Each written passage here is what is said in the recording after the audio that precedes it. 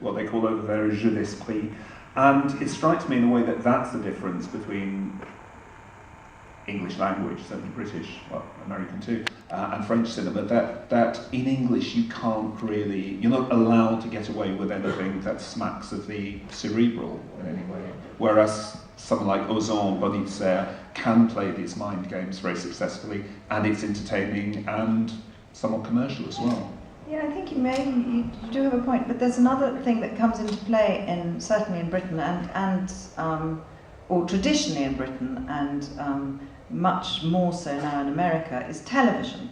A lot of the films that are made, I think, this is my theory, tell me if I'm wrong, I think that a lot of the stuff that gets made in France as film for cinemas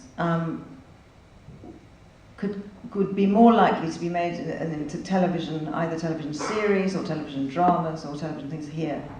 And because we have this huge respect for television in this country, which we don't have in France, it's just beginning to get better. I think that's possibly where some of the more what word was it you used?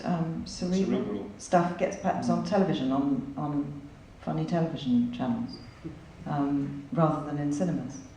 Because I think that whether we like it or not, I think obviously there are some wonderful cinemas in England, in London especially, but you can't go into a cinema without been hit by popcorn. It is a problem. I think. Nothing wrong with popcorn. It should be the most important event of going to the movies is the smell of popcorn. And we just don't have that in France. It's not. I think the French have always considered cinema to be an art form rather than a commercial sort of entity. No, it's not. Because we're making films for French-speaking people, and there aren't that many of them.